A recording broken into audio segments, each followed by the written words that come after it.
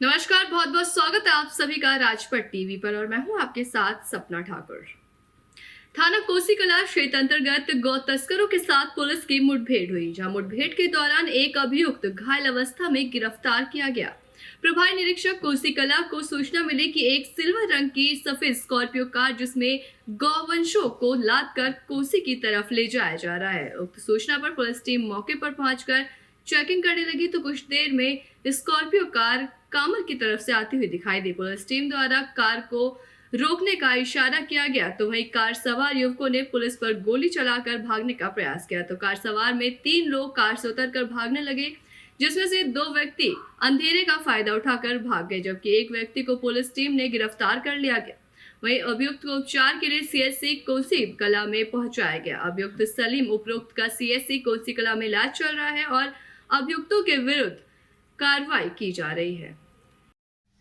विगत रात को कोसी थाना पुलिस को सूचना मिली थी कि कुछ बदमाश हरियाणा की तरफ से गोवंशों की तस्करी के लिए कोसी थाना क्षेत्र में आए हुए हैं। इस सूचना पर थाना प्रभारी कोसीकला के द्वारा नई कामर रोड पर चेकिंग आरंभ करी गई। एक स्कॉर्पियो गाड़ी उनको आती हुई दिखाई दी। जब उस गाड़ी को रोकने का प्रयास किया गया तो उसमें बैठे हुए बदमाशों के द्वारा पुलिस टीम पर फायर किया गया।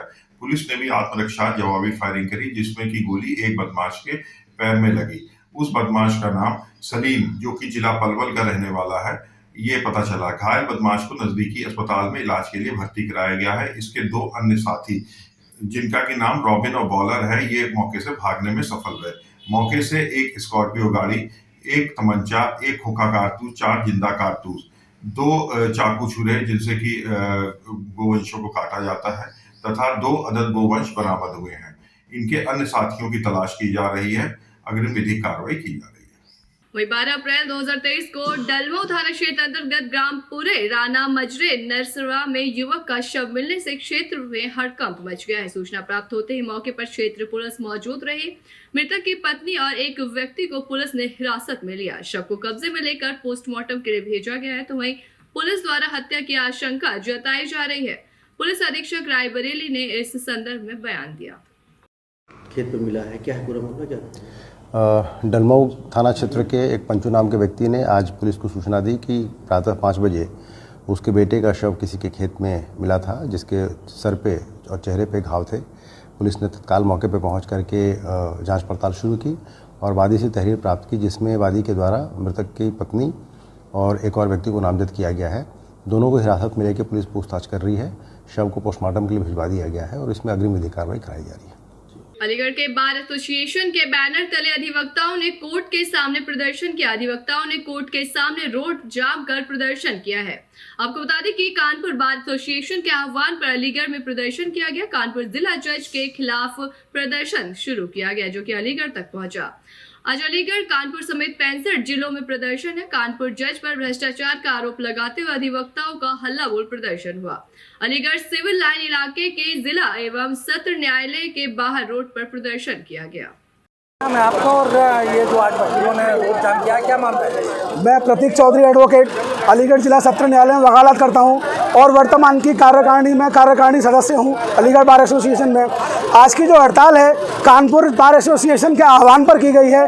पिछले 15 दिनों से कानपुर की जो बार है लगातार हड़ताल कर रही है, क्योंकि वहाँ के जिला जज अखंड भ्रष्टाचार में डूबे हुए हैं। तो किसी की सुनने को तैयार नहीं। पूरा कानपुर, पूरा न्यायपालिका पूरी भ्रष्टाचार में डूब चुकी है और आज हमसे समर्थन मांगा गया है। आज उत्तर प्रदेश के 65 जिलों के अधिवक्ता हड़ताल पर हैं। अलीगढ़ बार एसोसिएशन उनको समर्थन देती है और कल उनका समर्थन करने के लिए हम कानपुर जाएंगे। और दूसरी हमारी मांग है कि एडवोकेट प्रोटेक्शन एक्ट को पूरे उत्तर प्रदेश में तत्काल प्रभाव से लागू किया जाए। लालजी टंडन की जयंती पर मुख्यमंत्री योगी ने प्रतिमा का अनावरण किया। चौक स्थित कालीचरण पीजी कॉलेज में प्रतिमा लगी है। इस दौरान डिप्टी सीएम ब्रजेश पाठक, मंत्री स्वतंत्र देव सिंह, विधानसभा अध्यक्ष सतीश महाना, मंत्री सुरेश खन्ना, कौशल किशोर, दिनेश शर्मा भी मौजूद रहे। जो भी कार्य जब भी टंडन जी को दिया गया, उन्होंने पीछे मुड़ करके नहीं देखा। श्री राम जन्मभूमि आंदोलन के दौरान प्रदेश सरकार के मंत्री के रूप में अयोध्या के मामलों के प्रभारी मंत्री भी टंडन जी ही थे और आंदोलन का कर्म किस रूप में उग्र था, आप अनुमान कर सकते हैं। उस समय कार्य सेवकों के बीच में, पूज्य संतों के बीच में समन्वय बनाते हुए सरकार कैसे कार्य करेगी, यह भी देखना, अनुभव करना अपने आप में अत्यंत ही एक नए अनुभव का सृजन करता है। लेकिन जो भी दायित्व जब भी दिया गया, कुंभ का दायित्व प्रयागराज में उनके समय में, अलग अलग समय में कुंभ के आयोजन हुए थे और कुंभ में भी उन्होंने संतों के सानिध्य में कुंभ की व्यवस्था को अच्छा बनाए रखने के लिए जो कार्य उस समय आगे बढ़ाया था। 2019 में हमारी टीम को जब खन्ना जी के नेतृत्व में कुंभ के आयोजन का अवसर प्राप्त हुआ तो खन्ना जी को भी टंडन जी का वो अनुभव उस समय उनके उपयोग में आया और कुंभ 2019 का आपने देखा होगा कि अपने आप में एक नई आभा के साथ दिव्य कुंभ और भव्य कुंभ के रूप में देश और दुनिया के अंदर छाता हुआ दिखाई दिया था। आज जब हम श्रद्धेय टंडन जी का स्मरण कर रहे हैं, इस कालीचरण महाविद्यालय के साथ में उनका एक लंबा जुड़ाव रहा है।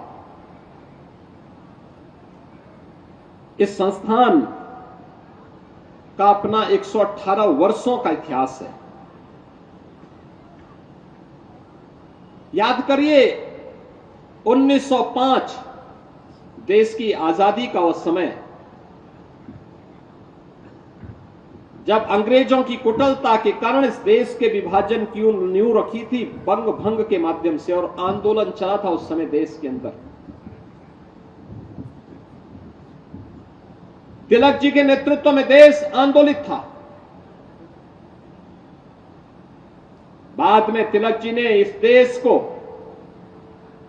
इसी लखनऊ में 1916 में एक आह्वान दिया था, एक स्लोगन दिया था कि आजादी मेरा जन्म सिद्ध अधिकार है, मैं लेकर के रहूंगा। लेकिन उससे पहले 1905 में बंग भंग के खिलाफ जो आह्वान हुआ था, एक और देश के विभाजन को रोकने के लिए आंदोलित था, स्वतंत्र था लेकिन आंदोलित भी था।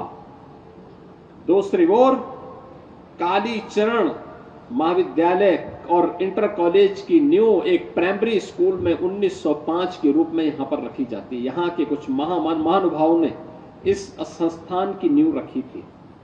उत्तर प्रदेश के बहुत से जिलों में खेतों में आग लगने की घटनाएं सामने आई। कहीं आपसी रंजिश के चलते किसानों के खेतों में आग लगाई जा रही है, तो कहीं हाई टेंशन लाइन की वजह से खेतों में आग लग जाती है, जिससे किसानों को भारी भरकम नुकसान का सामना करना पड़ता है। सिविल लाइन थाना क्षेत्र के अंतर्गत का एक मामला है, जहां किसान के 10 बीघा खेत में आग लगने की घटना सामने आई। किसान के द्वारा बताया गया कि खेतों के पास किसी ने पराली में आग लगा दी थी। पराली में आग लगाने की वजह से खेतों में खड़ी फसल में आग लग गई, जिस वजह से किसान के 10 बीघा खेत जलकर खाक हो गया। लेकिन वही अग्निशमन अधिकारियों को सूचना दी गई, लेकिन जब तक अग्निशमन अधिकारी मौके पर पहुंचे, खेत पूरी तरीके से जलकर खाक हो चुका था।